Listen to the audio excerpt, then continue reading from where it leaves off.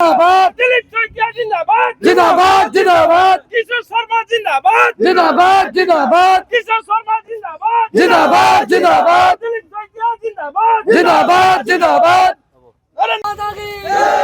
हेमंत बिस्वा जिंदाबाद दिलीप शइकिया जिंदाबाद युवा शक्ति जिंदाबाद युवा शक्ति जागिছে পাঁচনে চেৰফাং পৰিষদীয় সমষ্টিত যিকেইটা ভোট আছে বেছিভাগ ভোটেই বিজেপিৰ পক্ষত আছে সেয়া আগৰ পৰাই আমি জানি আহিছোঁ তো এতিয়া বিজেপিৰ পক্ষতে আছে আজি দেখা পোৱা গৈছে প্ৰায় 2 শতাধিক যুৱক ওলাই আহিছে হয় যুৱকসকল তাৰমানে আমাৰ পাঁচনে পৰিষদীয় সমষ্টিৰ যিকেইটা ভিচিডিচি আছে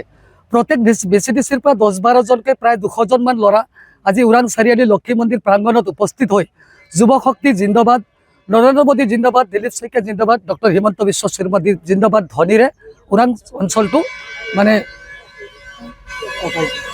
ওৰাং অঞ্চলটো কঁপাই তুলিছে চাওক অন্যতম যুৱ প্ৰত্যক্ষ প্ৰাৰ্থী বুলি কওঁতে অন্যতম প্ৰাৰ্থী নহয় দলে যাকে টিকেট দিয়ে আমি তেওঁক সমৰ্থন কৰিমেই এয়া আমাৰ দায়িত্ব আৰু কৰ্তব্য কিন্তু যুৱকসকলে যিদৰে নতুন মুখৰ কাৰণে এটা ঢাপেলি মেলা দেখা পাইছোঁ তো সেয়া অত্যন্ত আশাজনক সেইকাৰণে আমিও চেষ্টা কৰি আছোঁ কিন্তু আমি দলৰ ওপৰত বিশ্বাস কৰোঁ দলৰ সিদ্ধান্ত হ'ল চূড়ান্ত সিদ্ধান্ত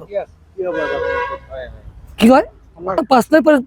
পৰিষদীয় সমষ্টিত বিজেপি দলে যাকে প্ৰাৰ্থিত্ব প্ৰদান নকৰক কিয় বিপুল ভোটৰ ব্যৱধানত জয় হ'বলৈ গৈ আছে বিজেপিৰ প্ৰাৰ্থী কোন কোন দলৰ বুলি কওঁতো বিভিন্ন ৰাজনৈতিক দলৰ পৰা ইয়াত আছে তাৰোপৰি কোনো ৰাজনৈতিক দলত নথকা আমাৰ বিজেপি দলৰ শুভাকাংক্ষী প্ৰায় 50 জন মান আহিছে আমাৰ এই 200 জনৰ ভিতৰত 50 জন শুভাকাংক্ষী আছে তেওঁলোকে ব্যাখ্যা কৰিছে যে যুৱ শক্তিক যদি প্ৰাধান্য দিয়ে তেন্তে আমি এইদৰে আগুৱাই আহি যুৱ শক্তিক মানে মাজবাট পৰিষদীয় সমষ্টিৰ পৰা জয় কৰোৱাৰ প্ৰয়াস কৰিম বুলি কৈছে আৰু যিকোনো খবৰৰ বাবে যোগাযোগ কৰক 7099017330 লগতে 7099017110 নম্বৰত